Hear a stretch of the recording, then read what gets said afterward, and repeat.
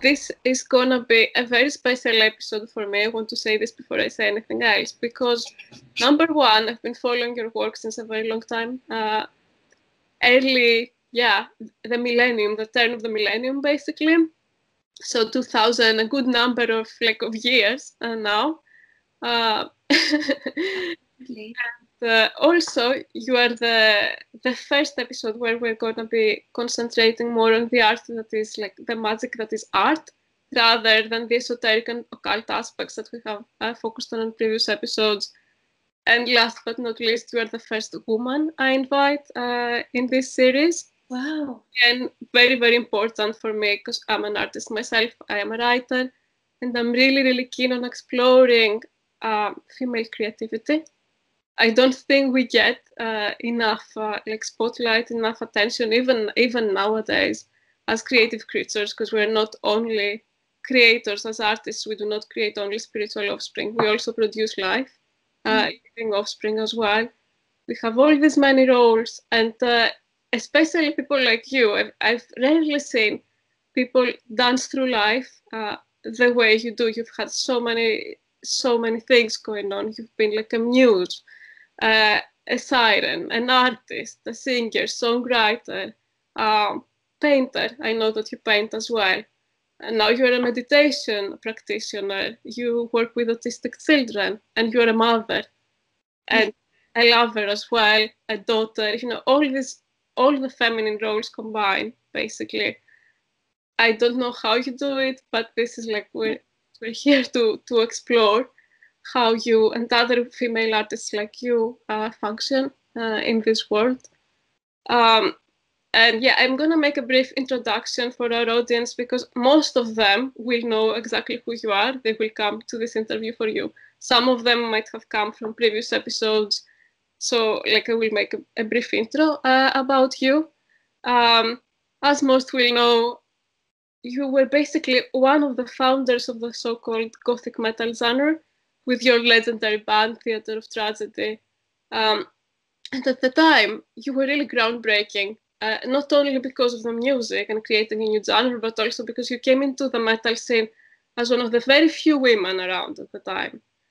And you had this distinctly feminine image and outlook. So your aesthetic was very feminine, ethereal, dark romantic, in a genre that is, even now, even today, when we have more women, super macho, masculine, dominated by men. And even the women that participate in it, sometimes they are forced to be masculine, to look masculine, to act tough. There is all this emphasis on toughness. And you came and you revolutionized this. And not only this, but also you refused to even keep to this stereotype of the angelic muse that is more of a decorative presence with your beautiful voice. You did away with all that. And you said, no, I'm taking control of my image, I'm taking control of my voice. And within this genre, I do something that is distinctly me. And I take control of my creative process, basically. So I was wondering, first of all, when did you first come as a young person? When did you come to feel for the first time that you have your own unique voice and message to share with the world? And I don't mean only a voice as a singer, but your inner creative voice. And also, when did you first decide that this is it, this is my message in life? I want to share it with the world as Liv. Nobody else agenda. How did this happen? What were these defining moments for you? Well, first of all, I have to say it's a great honor. It's a great honor talking to you. Yeah. And thank you for your beautiful introduction. And I have to say, your question honors me too. I've been around for many years, probably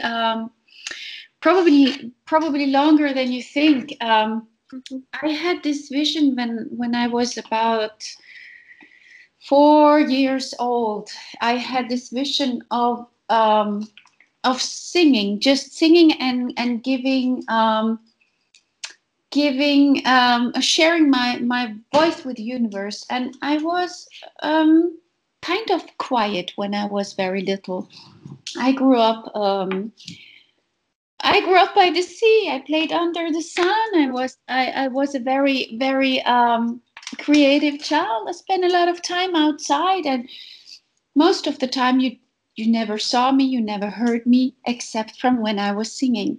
So that was already back then my true essence, you know, nature and art, and yeah, expressing myself through using my singing voice. So my singing voice, actually, it was easier for me to sing stuff than to speak stuff.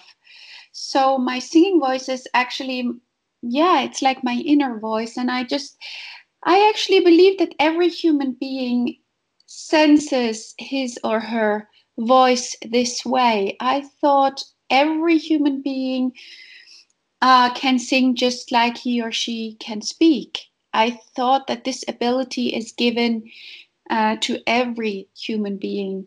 So singing for me is kind of a means of communication. And when I sing myself, when I hear other people sing, or when I'm listening to music, I see colors, and this is just, it's amazing. It's absolutely amazing what comes through music. And I spent so much time with music when I was little. I grew up with Black Sabbath. That my parents were really, really young, so that was the kind of music I grew up with. You know, and that of course evoked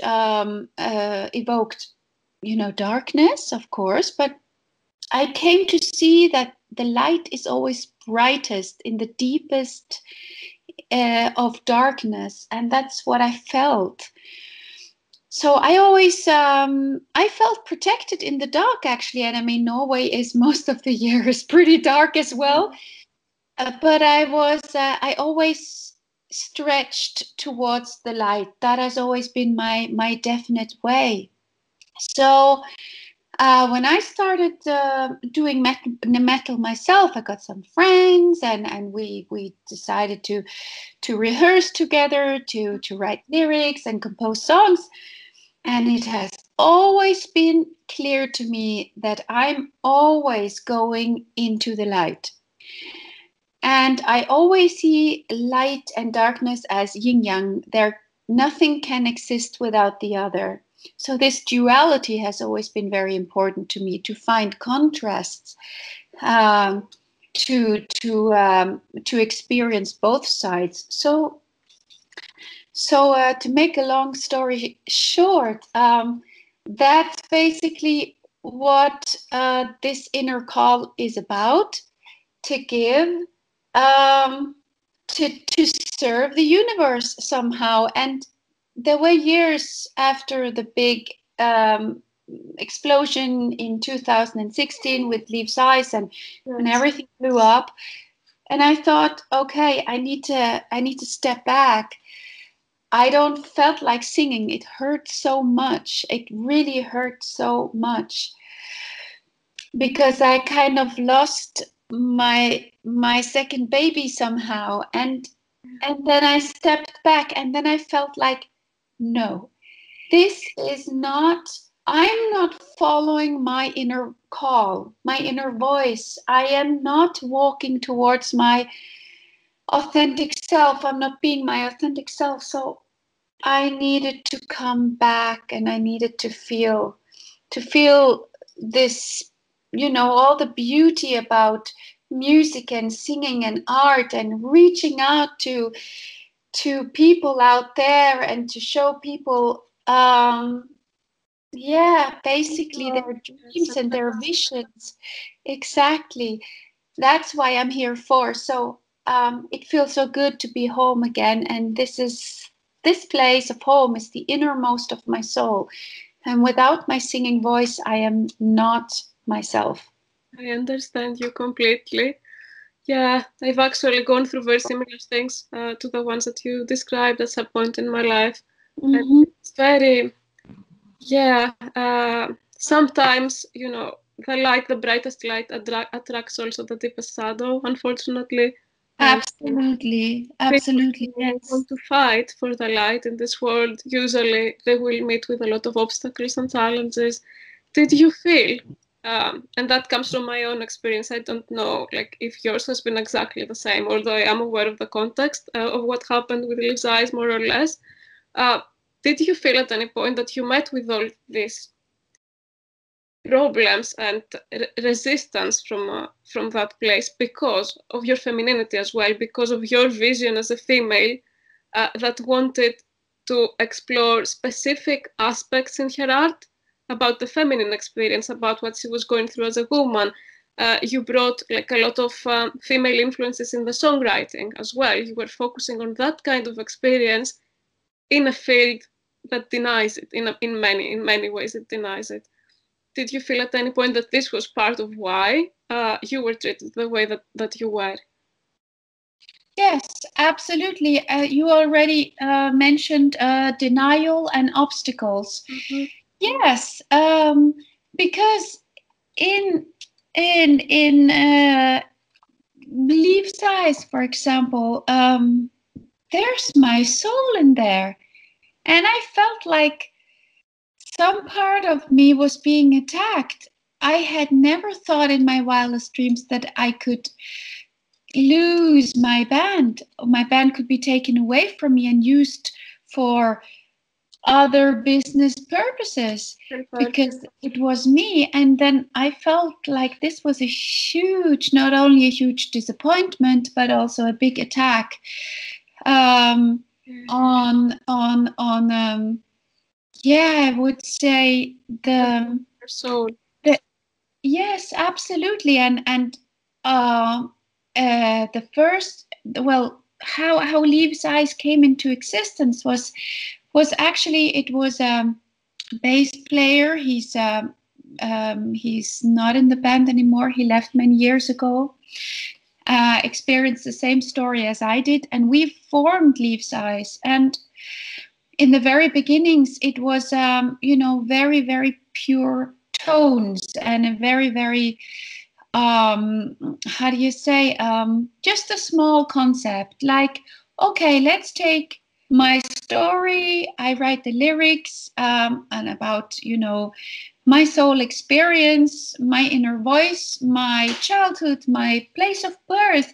Let's bring that into poems and let's put music onto the poems. And that's what we did, Chris and I.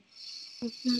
And then that was in the beginning, there was just this pure aesthetic and this kind of it was somehow pure. And I felt like as the albums were released and years went by, I felt like this big business thought and talks and pressure. The more albums you sell, the bigger you get, the more money is involved, the more pressure there is from outside, and the more obstacles there will be on your way. And if I would have been in a band, for financial purposes or earning basically money and becoming famous, all right, then I would just do another band or just have 3 or 4 bands or whatever. I wouldn't care so much, because that's how business is, and music business is really hard. It's harsh, and it's very often narcissistic. It's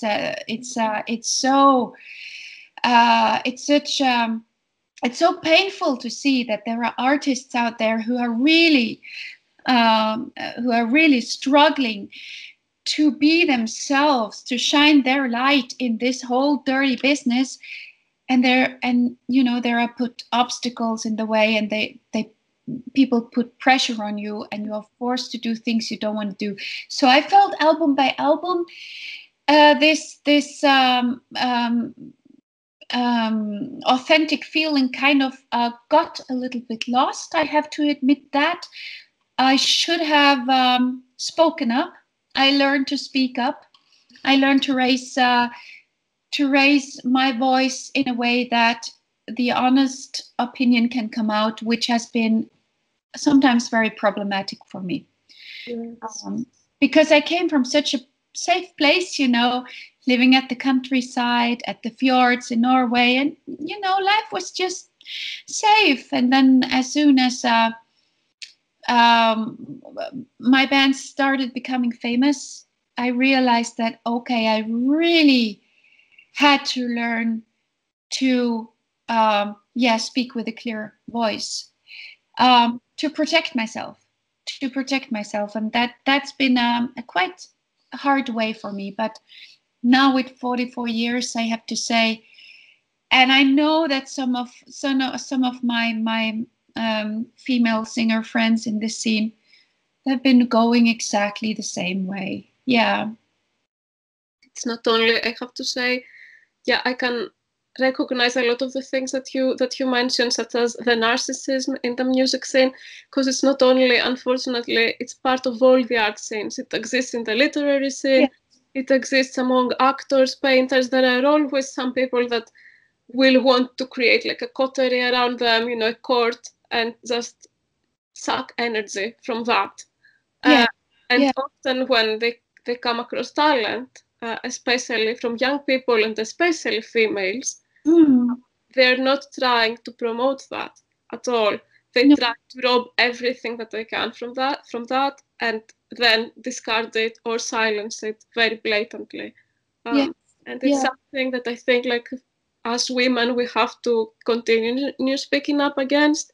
And it's very hard sometimes for people who are sensitives, who are empaths, who are artists, and they have a gentle way about them of confronting life and other people, and they cannot raise their voice in that aggressive way, in that fighting way, and stand and say, no, I'm gonna stop you, I'm not gonna let you destroy me. But sometimes, unfortunately, this is the lesson for many of us. We have to do this as well, through our art and through using our voice as people as well in our personal lives. You are so right, and especially as you already said, if you know, with empathic artists, especially. Well, I see male and females, but I feel that the problem is bigger with the female, with a woman in art, because there is, you will be met by a lot of obstacles, and I see it as, there is so much contrast on your way, and it's a hard way to walk. But now, being 44, I see my way as okay. There were a lot of obstacles, and there was I was faced with narcissism, a lot of destruction, I have to say, and negativity, and you know, the stuff that sex sells, and it's a hard way.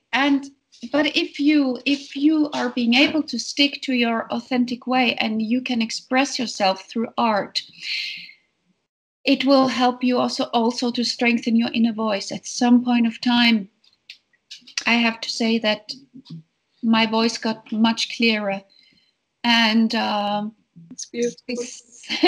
It feels like coming home somehow. And I know now, in retrospective, when I look back on my way, I do see that this way was actually, it was my way. It's a part of me, and I wouldn't have been where I am today if I hadn't experienced what I experienced. So, yes, I find peace with this thought. That is very true. I have to say, I experienced the whole tragedy, I would call it, around what happened with Liv's Eyes with you, because obviously I've been with a follower of Liv's Eyes since the very beginning. I was very young at the time. I was at one of the very first concerts, and I grew up basically with you. My experiences sometimes even mirrored yours. You know, your songs accompanied these experiences. And then when I learned one day that the band that is named after you, it's Liv's Eyes, it's a pun on your name.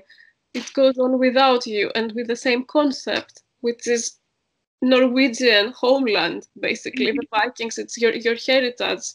Yes. All these topics that you brought, you wrote about those. It was your lyrics, it was your concept. How can it go on without you under the same name? I never understood this. And unfortunately, I have to say, it's not, I know that this is not the first time that this has happened, and it won't be the last.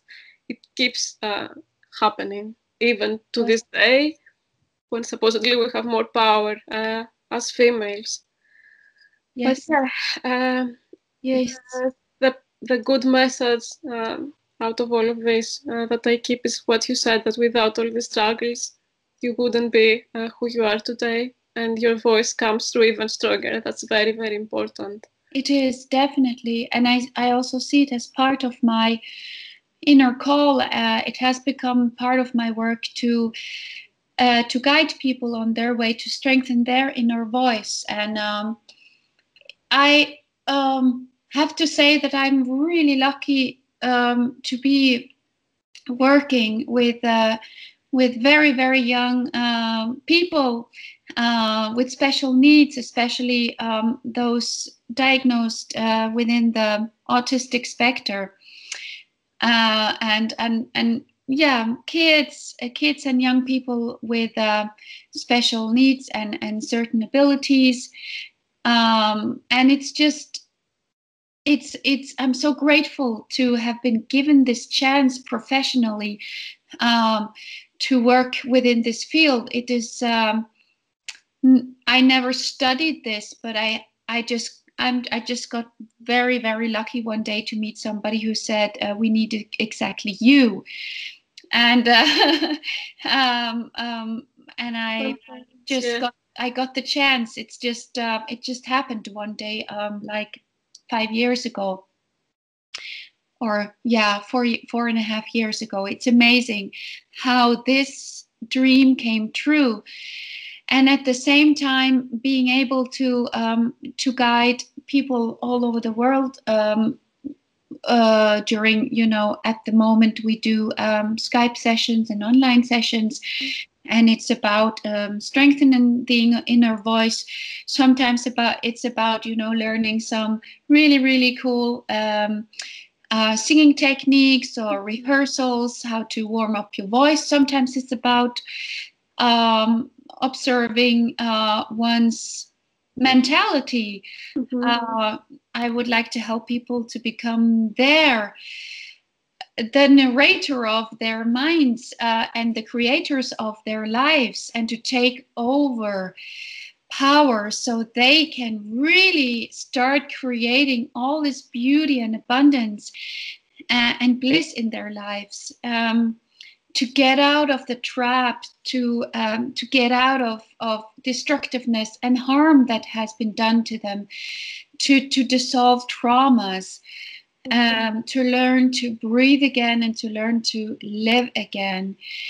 And that is my inner call, and I'm so lucky I can do it at working for certain schools and organizations, and also being an independent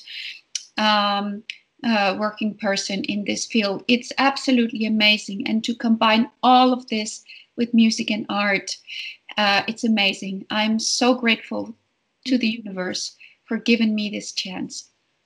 I'm sure the universe is also grateful to you, because this is, you basically state you are an artist as healer, and you implement that in all the areas of your life. So you heal people through your art. You've done this with people like me that have been listening to you in very difficult times. Now you do it in another way as well, teaching basically children that are often voiceless to have a voice, and you say, take control of the narrative of your life and weave your own life into existence. And that is like, basically for me, this is the very meaning of art. This is what all artists that have integrity are trying to do in this world. And thank you so much for this message. I thank you for your warm and beautiful words. Thank you so much. Since we're speaking of voices and narratives, Many religious and esoteric traditions throughout the world, they have always talked about the divine spark, like this transcendent power, like in the human soul, that sometimes is described as the fountain of intuitive insight and creative genius. And sometimes it has been described as a guiding principle, like is this protective power that guides you in difficult times as well. And it's an autonomous entity according to many traditions. It's something like that is above and beyond us, but also channels through us. And basically, there is often this sense when you create art, there is often this sense of communication with another level of reality. This transcendental experience that has been described like as a clairvoyance, sometimes like the flash of intuition, the inner voice, call it like whatever you want. And all of literature, all of art is full of such examples. Do you feel like some of your inspiration comes from somewhere else as well, that there is something that speaks through you, that is not just you, but is like, it is you, but also above you? Have you felt that in your life as an artist? Absolutely. There's been moments since my childhood where I felt that something is going through me. Mm-hmm. And I definitely felt the difference when I was in some situations where I just felt like, okay, this is really exhausting, and you have all these obligations and the things you must do and the things you have to do to keep up the game, to make I would say, to keep the business up and to make everything in the best way you can somehow. And you might feel like you're starting to lose yourself and you're very tired. Then the things happen by me, or even, it's the external situation that forces me to do what is expected from me and everybody else. So then you function, which is very low energy to me, and it drains me. That is a big contrast to all the things that happen through me. And that is something that just dawned on me. It's just a couple of years ago, where I thought, if I start letting things go, what happens then? Mm-hmm. And then I felt a great relief and a great peace within me to just, it takes hard work. It's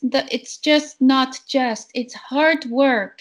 Mm-hmm. To step out of your current situation. Sometimes you are just, I call it brain fuck, and you have so much stuff going on, and it's hard to step out. It's hard to be the narrator of your mind, to be the observer from the outside and say, hey, mind, this is not good. This is not healthy. These are not even my thoughts. These are fears, and they are not even realistic. It's coming from the outside, or maybe it's the old paradigm of something that happened in my childhood or many, many years ago, a trauma. Mm-hmm. And okay, learn to step out of it when you can, and observe your mind and take over the narration, and then dissolve it. You understanding that you have to go inside if there is something that is contrastive to your higher energetic level. That's where we want to be. We want to be our authentic selves. But then when you feel like when you have understood that going inside is necessary to first observe it and then dissolve it, I think that is the way. And when you dissolve it, the next step, the further step would be to let go to let go. And if you practice this, you can even dissolve a huge, deep, terrible trauma, and give it off, because the universe is big enough, it's eternal, so you can give it off, and you will have space for love, self-love, for huge creativity, for bliss, for hope, freedom, everything you ever wanted. If you clear your energetic field and you clear your soul and your mind and your heart the best you can, and be patient with yourself. I mean, some days I just wake up and I feel like there's a train going through my head. I just feel like, oh no, I've been practicing for years and years, and still I feel like I have a heavy mind, or a heavy heart, and there is something still coming and, you know, piercing my thoughts and my feelings. And but then again, to be patient and say, okay, this is just one of those days, and okay, I will now try to get into the matter. Yeah. And if you do so, let it out, and give it off to the universe, you will feel that you can actually, you can unite with everything that is divine, everything that is above or underneath or next to us. Mm-hmm. And expand your energetic field. It feels to me, especially when I'm in meditation, when I'm doing yoga, or when I'm rehearsing with others, also doing mantra yoga, and I really like, it's a lifesaver, Kundalini yoga. All right, I do that as well. Oh, that's great. That's great. It's my way. It's my way. I got out of hell. I got out of hell through Kundalini yoga. It's absolutely amazing. And I discovered such a huge power inside me, outside of me, that goes through all of us. And it's amazing. You kind of dissolve and you melt with the universe. And I know this word God. Mm-hmm. Yeah, I think this is God, or divine power. Yeah. It's like standing in front of the fjord where I grew up, and have a look across the fjord and just listening to the ocean, to the water. Mm-hmm. And then you feel the divine source, and it's inside of you. It's inside of you, and when you get in touch with it, when you get connected to it through awareness, it takes a lot of work, as said, but then there is no way back. And I'm so glad that there are a few of us out there, like you, like you, and that it's actually time, I think, to open up about it as well. It cannot be avoided anymore. It's what it is, and it's here. It cannot be hidden anymore. Yeah. And it feels good. It feels like kind of a community. And I have to say that I'm blessed through all my I call them friends. I know they're fans, supporters, friends, my community out there. And just, with a small message, a couple of times during the week, to reach out and to feel this enormous positive energy from all over the world. What a blessing. What a blessing. So, yes, I have to say, being 44 is the best time of my life, and I have half of my life in front of me. You even more. And yes, it's a blessing. It is. So going that way, as we talked about, was absolutely worth it. I'm very happy that you shared all this. You actually anticipated my next question. It was about your spiritual practice. and how this affects you. What are your beliefs maybe that guide you through life? And you basically answered that question. I'm personally very connected to the Norse gods. Oh, The yes, country. absolutely. Tradition really inspires me, and I felt its presence in my life in certain ways, and in my creativity as well. I'm very much inspired by all that. So yes. Okay, that's great. Yes, and there is always a reason. There is a reason for everything, and nothing happens in vain. And I think when, like the fact that you got in touch with me, and now we're connecting Yeah. at this very moment. There is always a reason for it, and I have seen this also throughout life that. It's about your frequency. If you become aware of your frequency, you will also attract the same frequency, beautiful people with the same frequency into your life. And that is something I am seeing more clearly now than ever in my life. So I thank you for getting in touch.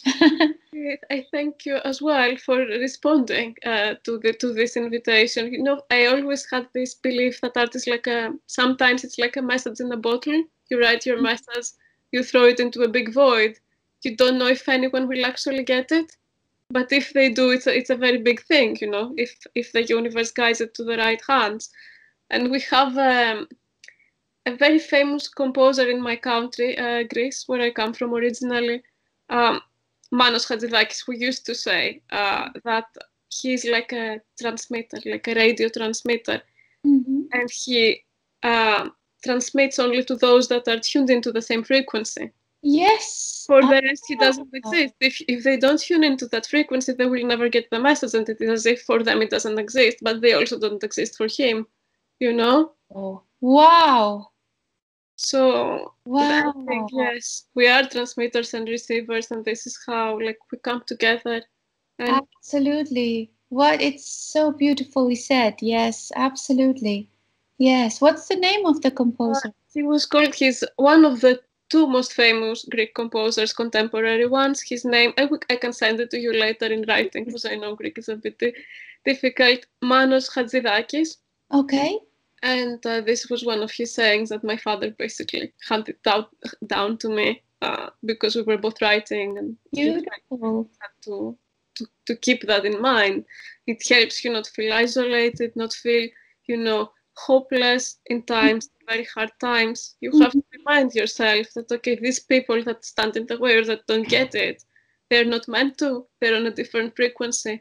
Exactly. They are on a different frequency. And even sometimes I feel like I have a responsibility. I would like to go out there and change it. But no, Yeah. no, I can't. I can't. So, we can't force it, basically. You can do which you do to a very great degree. yes. You go above and beyond to help people to transmit your message. Yeah, you work with autistic children, you keep being yourself, like as an artist. All this is fighting a good fight, but at the same time we cannot force anyone to like listen to our messages if they're not there yet on their journey. They don't want to hear it, they have another path maybe. Yes. It's fine. All you can do is like just put things out there, and Yes. well, Yes. Absolutely. But yeah. you can never serve those who don't want it. So maybe yeah, I would say the time is not right. Probably the time is not right. So the more blessed I feel for all of us who are being able to sense what's going on outside of the world we can, touch and the stuff we are surrounded by. I basically, yeah, felt like during the latest 2 years, things have changed drastically, especially when it comes to us who, I would say, have been practicing to to open up to the universe, to open up to open up our third eye, we are more sensitive. And if you would say that, like, okay, just a few years ago, you know, like in the Middle Ages, you would be burned if you said that. Today, some people, or most people, will actually say, what kind of drugs did you take? Yeah, exactly. But it's all about frequencies. It's all about energy. And if you can tune into energy, I mean, we also do dream, don't we? And that is one reality too. So why can't we tune into to other frequencies, to higher frequencies? Like you also mentioned Northern mythology. Every village, every family had a seer, and these were actually human beings being the device of communication between the gods, the universe, and us human beings living on the earth. And that was absolutely normal. If you had a question about your grandma, you would go to see a seer, right? Yes, exactly. Yes, or a question about love, you will go to see a seer and see what Freya would say, what goddess Freya would say to it. Yes. So what happened in these 1,000 years that this kind of got lost, or you even get blamed for being, you know, a psychic, you know? Isn't it strange? Because it was absolutely normal, and it still is. It still is. Exactly. It's a synchronicity that you mentioned this, because before you, I had another interview a couple of days ago with an author called Aidan Wachter, and we were discussing exactly that. Oh. It hasn't been that long ago when humanity was in touch with all this, and these things weren't seen as crazy or abnormal or, you know, not part of our experience. And in such a short time, like, everything has changed. Somewhere we lost our connection to the universe, we lost our connection to nature and to ourselves. We have become humanized and denatured. And at the same time, we have forgotten of how easy it is to fall into, for instance, things like the witch burnings. They're not that far away. We think that they're far away, but they aren't. And when we get into this mode of dehumanization and authoritarian regimes come, like, more and more prominent, and extreme ideologies, it's not hard to go back to that. And you just mentioned what drugs have you taken?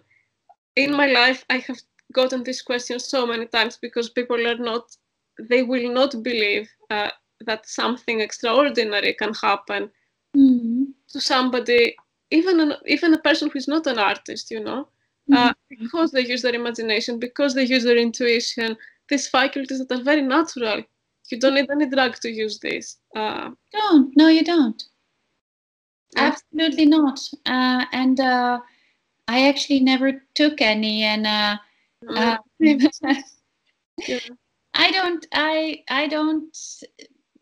don't see why I should be away from my consciousness. I need my consciousness, and I sense that it can be on different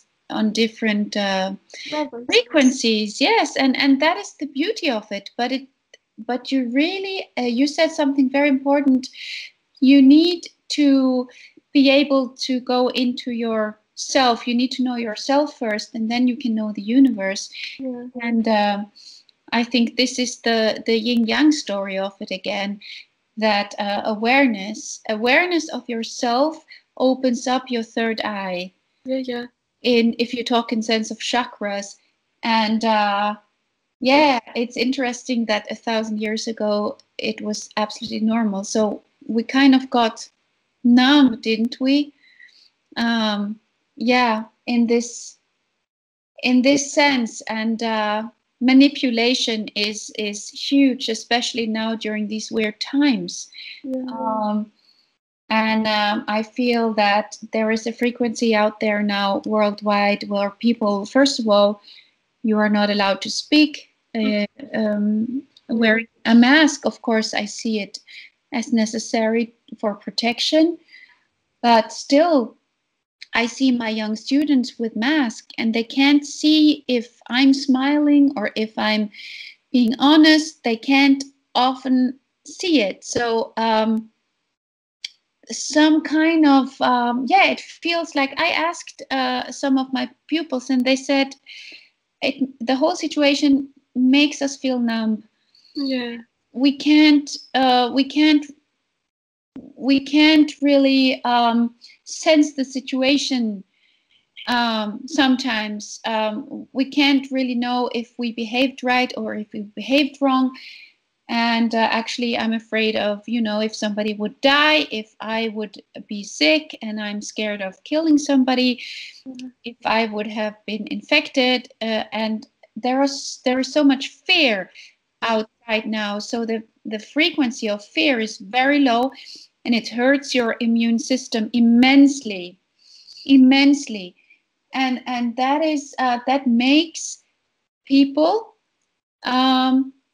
sensitive towards a disease or any disease.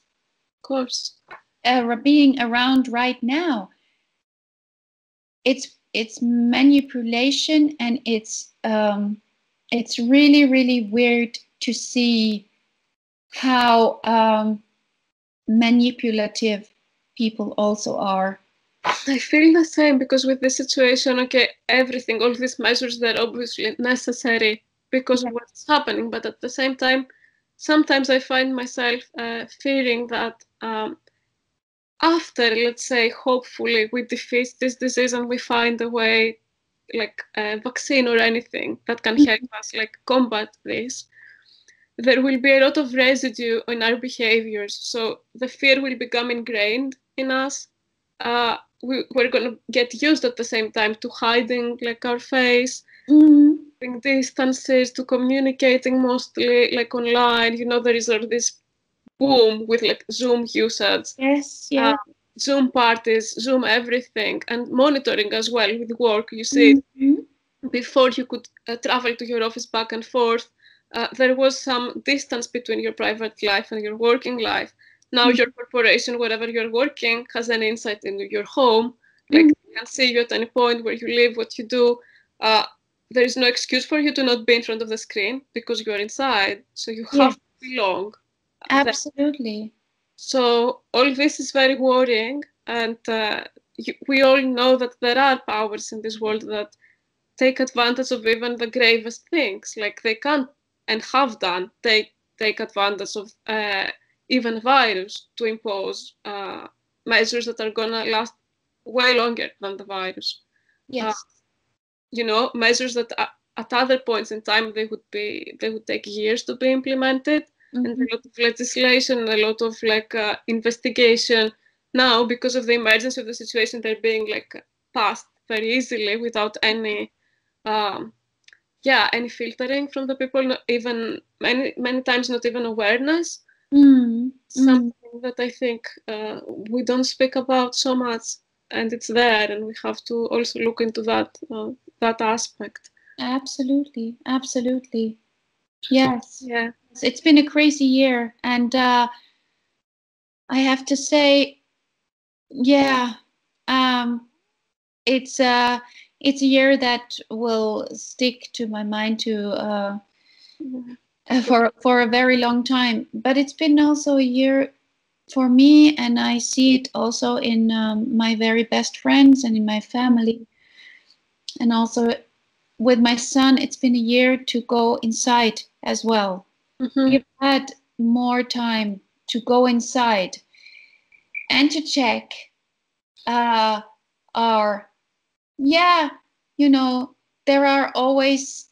is always stuff that you carry with you. Your soul carries it along, and you need to go in there and check it and see if you could actually get rid of it. Take a look at your surroundings. What do I need?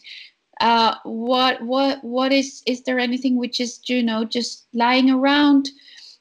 Are there people in my surroundings not really being, we're not on the same frequency anymore? Things I can throw out of my home to clear our homes, to clear our hearts and minds and souls, and even start taking better care of our health. I call it the self-love package. Yeah. And this year has given us a chance to do so. That is true. That is very true. I have to say so. At the beginning, I was a little bit confused. What is this all about? The whole world was confused. And there was one lockdown after the other, and one country after the other. And but then in the end, I have to say, what a year. Yeah, that is true. Let's see what happens with that. Yes. Going back to the creative process and art,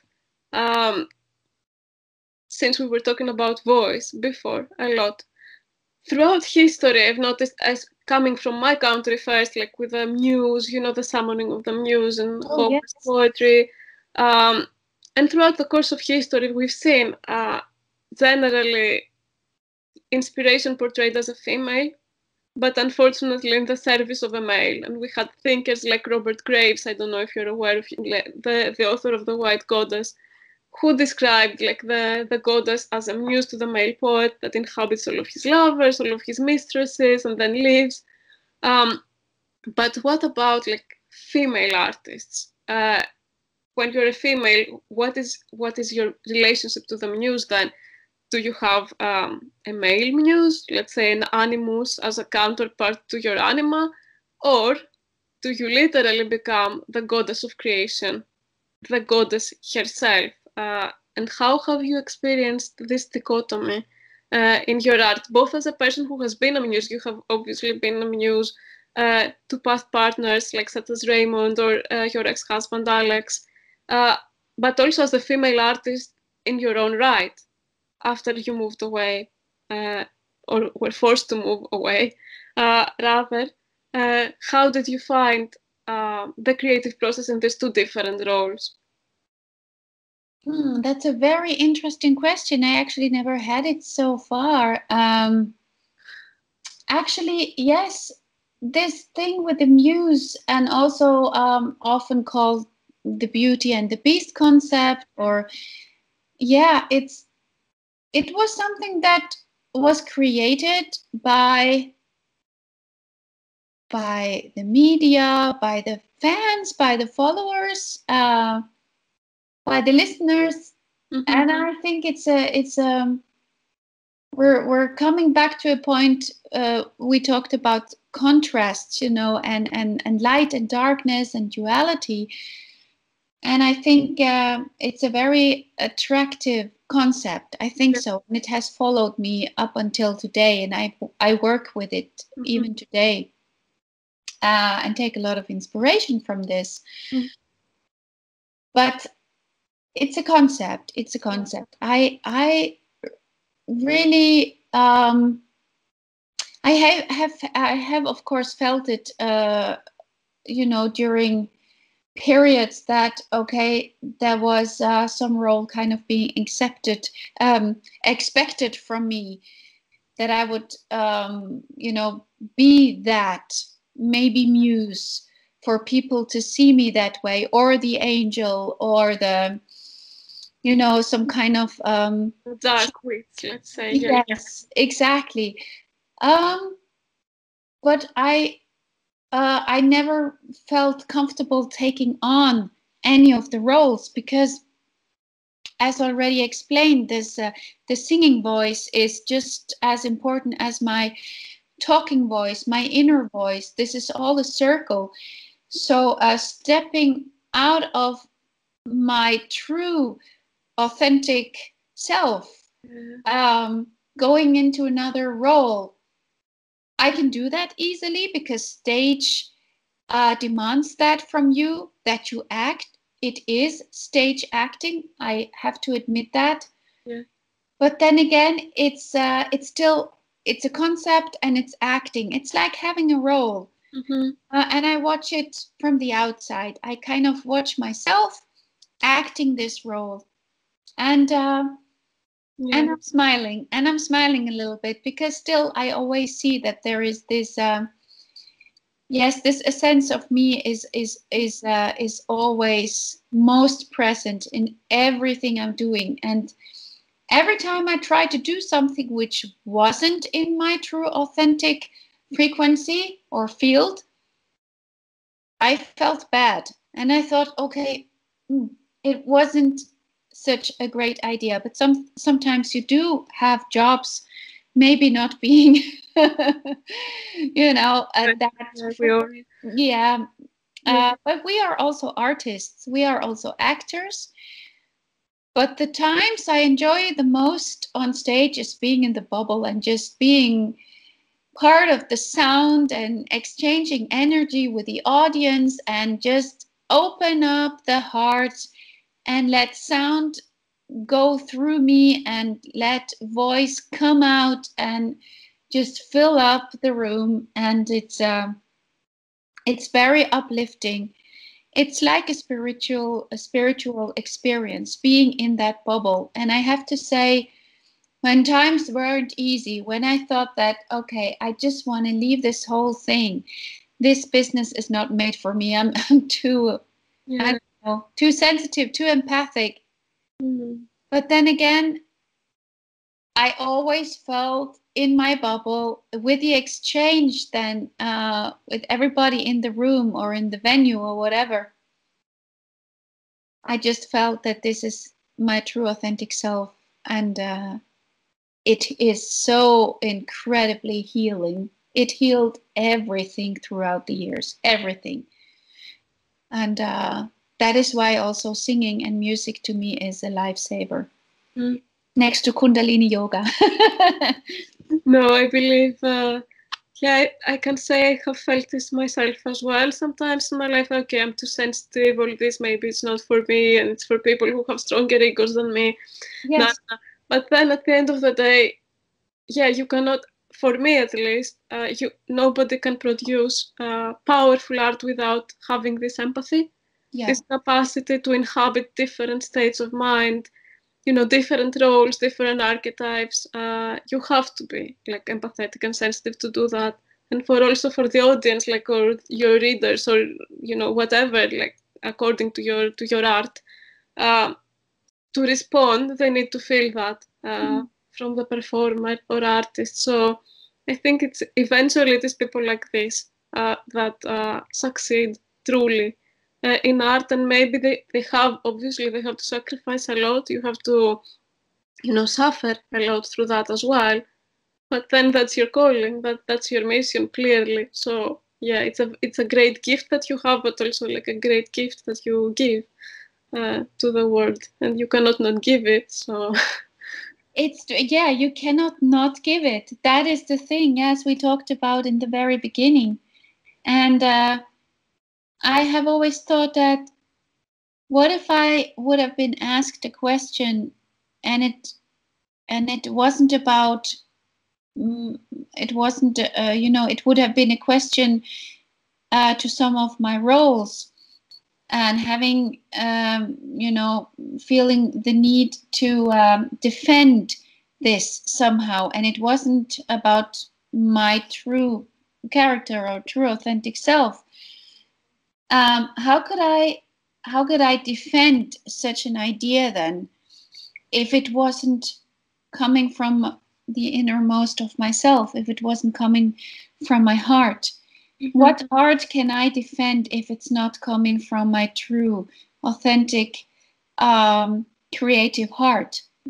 So I stick to it. It makes you vulnerable. Because there are lots of people out there, unfortunately, who wants to pierce you, or they want to take it from you, or have part in this. They want to use it. They want to possess it and abuse it and abuse it. And that is it makes you sensitive towards attacks, but still, to me, my true essence is the only part that I can defend. That is true. We spoke a lot about contrasts and different roles that we're forced to play, and then our true self behind all this.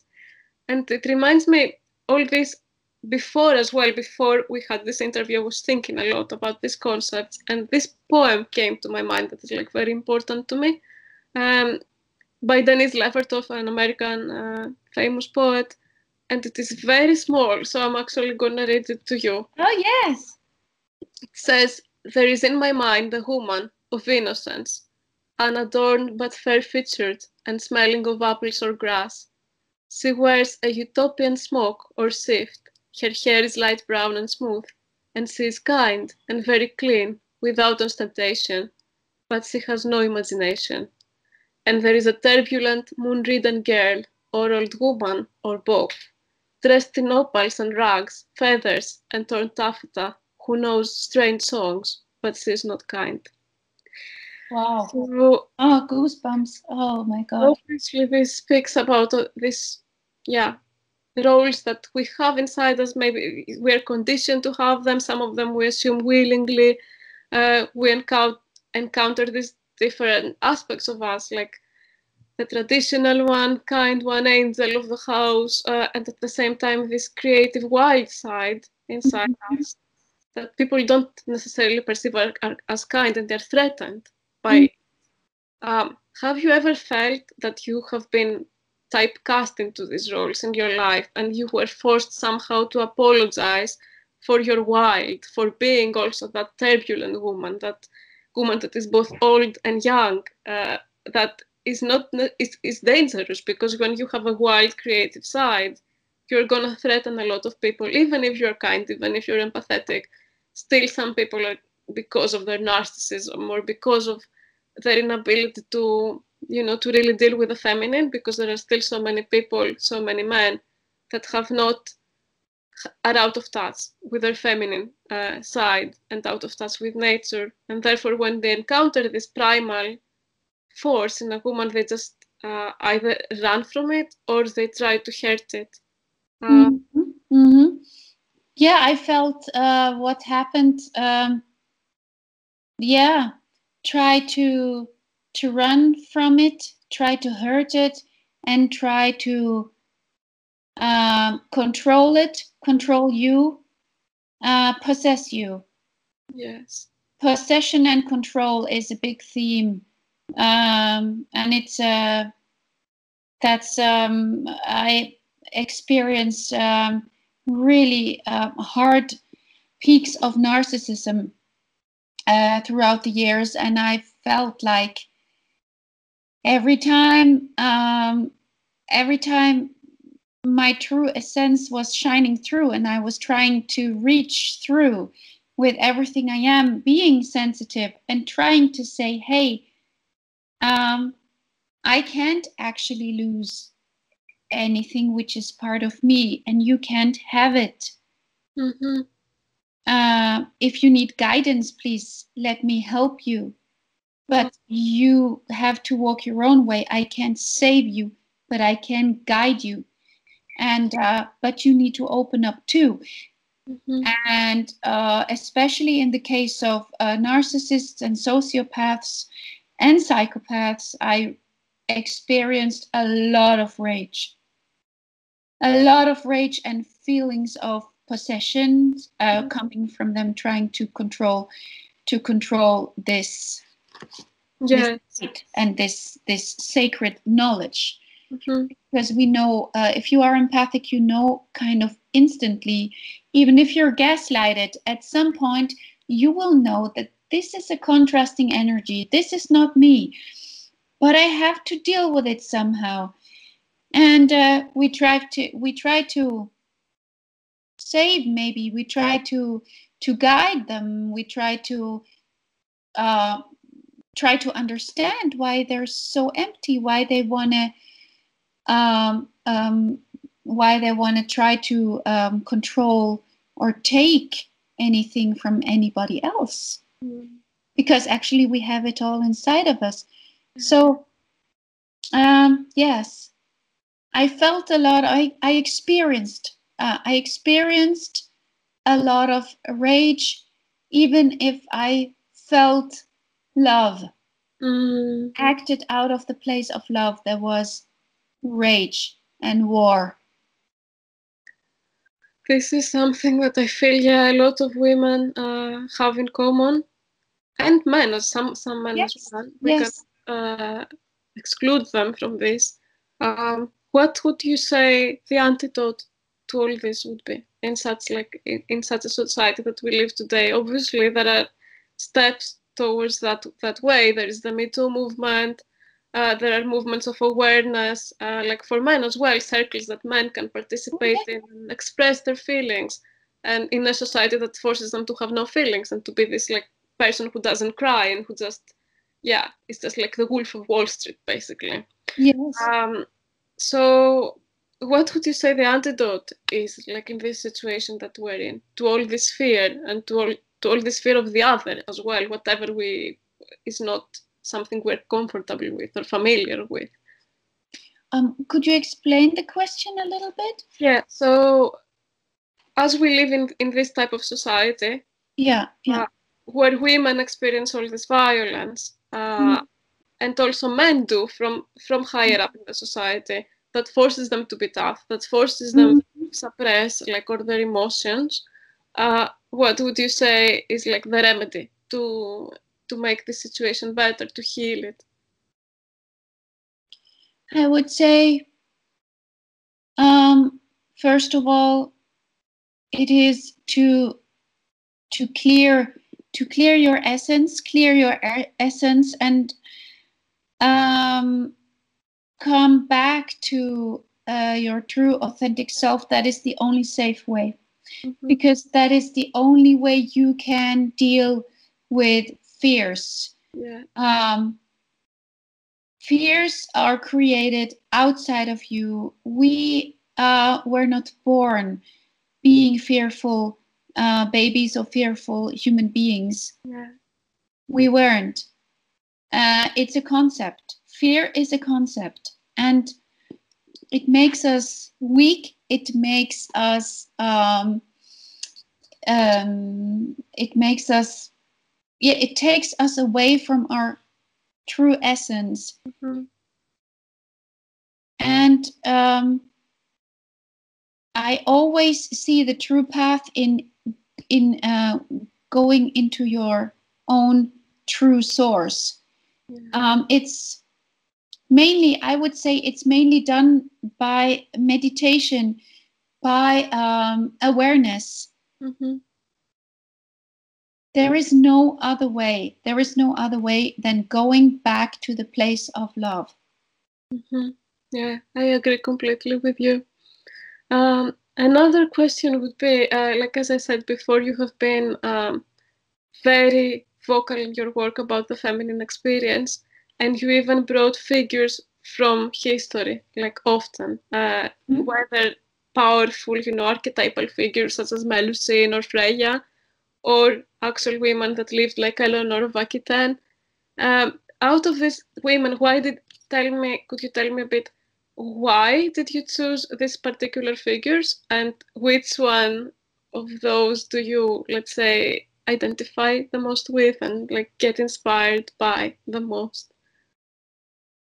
That's a very interesting question, actually. I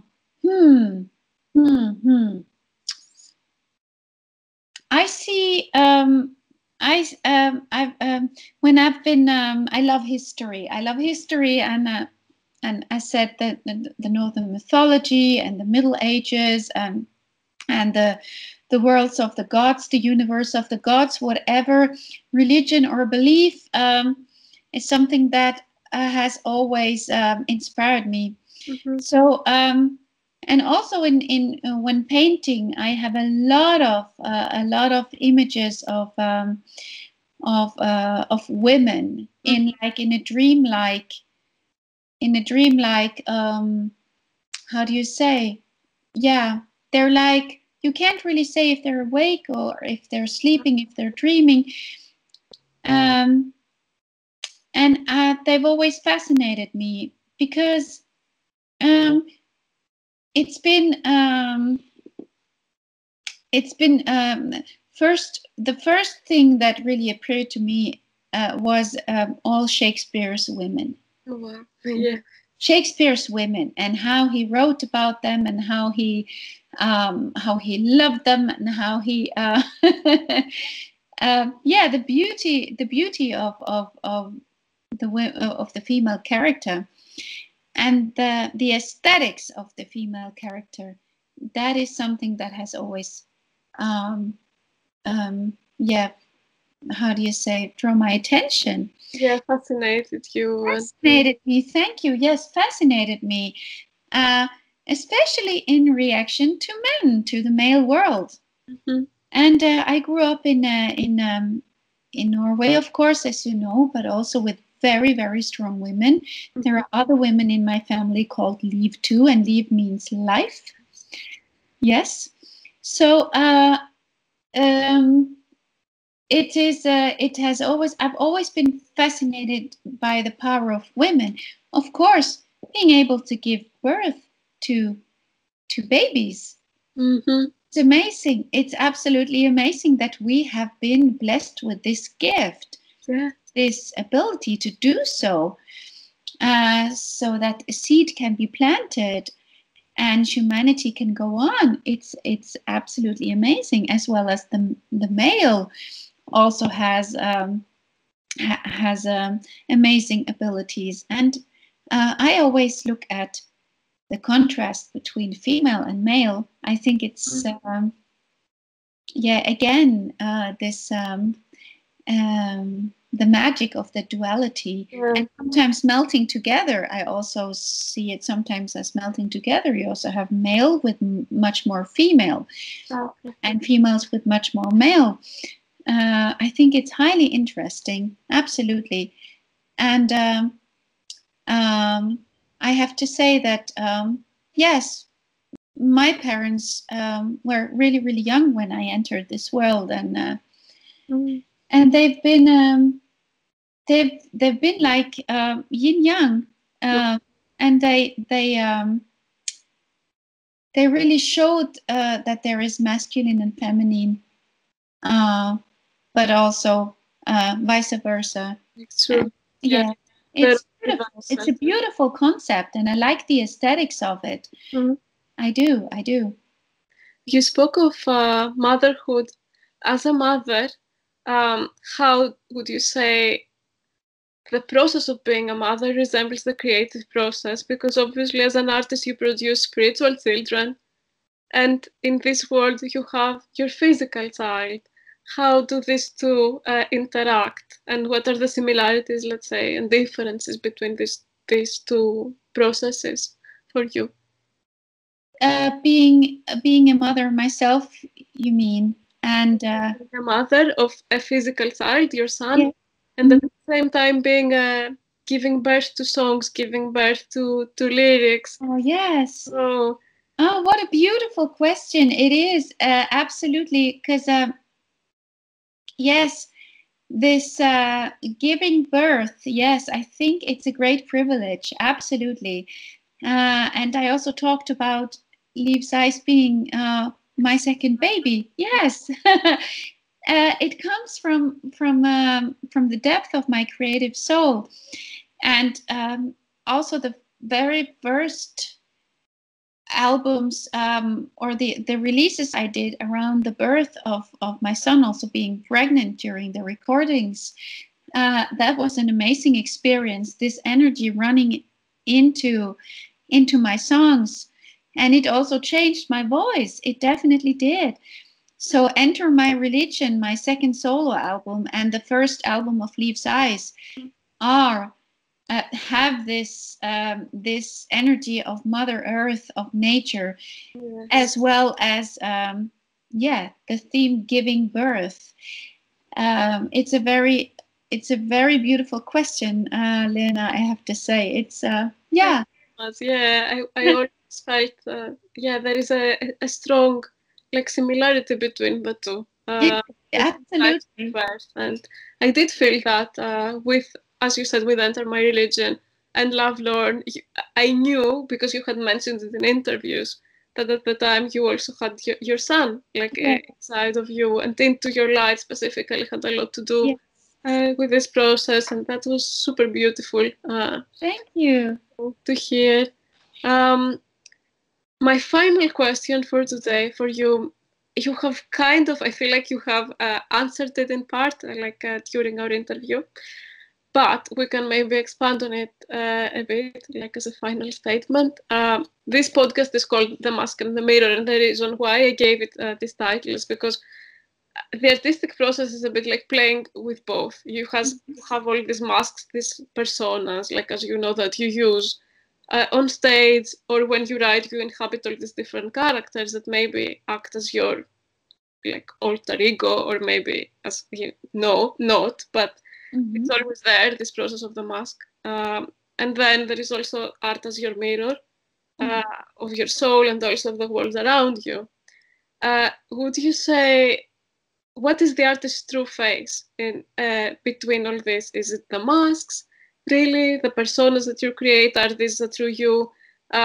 Is it what you see in the mirror, or is it a blend, let's say, between the two, between the myth created about you, or the myth that you create for yourself, and who you are in daily life? Oh, it's a very interesting question, and I have to say that first it started with a mirror.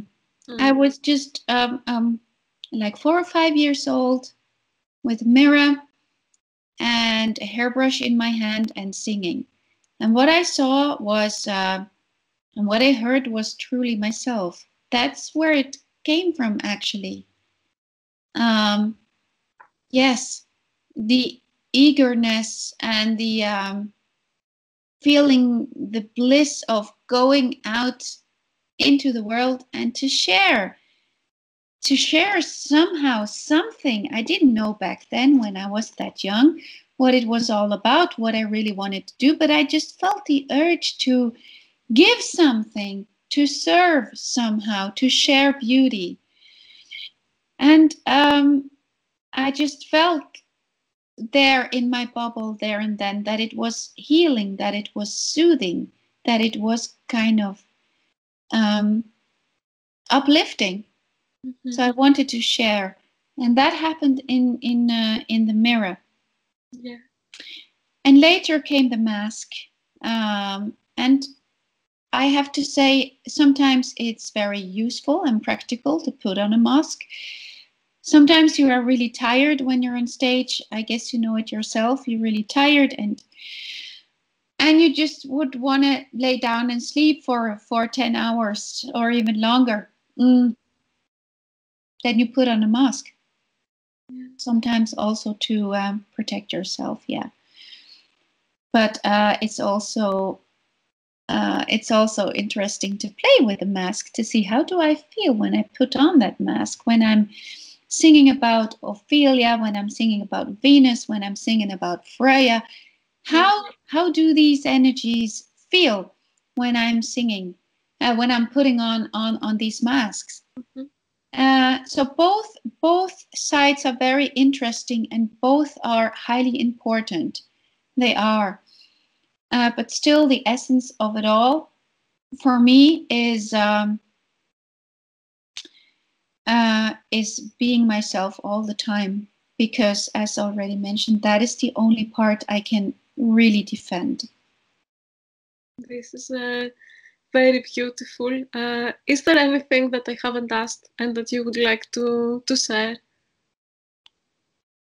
I think I can't believe that we talked 1.5 hours. It feels like 20 minutes, and it's been such a beautiful conversation, and it's an honor for me to be able to connect with you, that you reached out. I just wanted to say thank you from the heart, and keep doing what you're doing, because it's beautiful. It's important what you're doing. And I wish I had more interviews like this in my time being an artist. So I really do hope, and I ask you to come back to me anytime. Anytime, I would be very happy to connect with you again. And thank you for doing this. So much, Liv. I feel like the honor is mine. And if there is a reason why I do this, it's because of people like you, people that inspired me throughout my life, whose work I followed for many, many years. And basically, they had a voice and they gave me a voice. And they told me through their work that it's very important to get that out.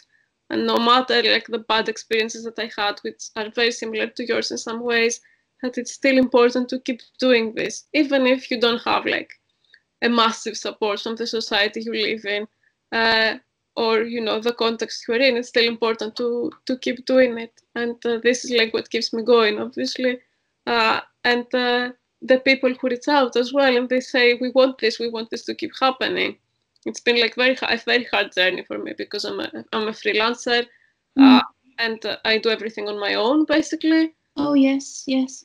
But yeah, it's worth it. It's definitely worth it. It's worth it. It's worth it. And as you already mentioned, and I'm very grateful for that. You said you have art has strengthened your voice, and I'm very happy and grateful to be part of this 100%. For you. And now the beauty of it is that now you are strengthening my voice. I'm so right? happy. Isn't this beautiful? It's just it's a circle, and there is a lot of gratitude in this, and it's a true honor for me to have you doing this interview, to be able to do this interview with you, and that we could connect, because it's a circle and we are strengthening each other. You're right, very right about this. And yeah, if you told to my 14-year-old self that started listening to theater of tragedy that one day you're gonna actually connect with Liv Kristine, and it's not gonna be just her voice that comes to you, but also you can give something back to her in some way, or connect, I would never believe it in a billion years. And this is like my message, let's say, to the people who are gonna watch this. Reach out. Sometimes we feel like we're too small, we cannot speak, it's beyond us, it's way far above us, we cannot do it, but people are actually expecting for people to reach out to them, and vice versa. So if you don't go out and ask, it's not going to happen. Yeah. Exactly. We are here to strengthen each other, and we are here to guide each other. And this is also the beauty of this way, and also of these connections happening. Mm-hmm. They are meant to be so, and I see that happening more and more often in my life right now, and it's really, really exciting times. I feel that something really, really beautiful and huge is happening. Something is changing in the world. Mm-hmm. Now, when we have to wear masks, I see that why. But still, on the other side, many of us learn how to strengthen our voices right now. Mm-hmm. Yes. Thank you so much, Liv, for everything. Thank you so much for everything, and I wish you a beautiful evening. And please get in touch whenever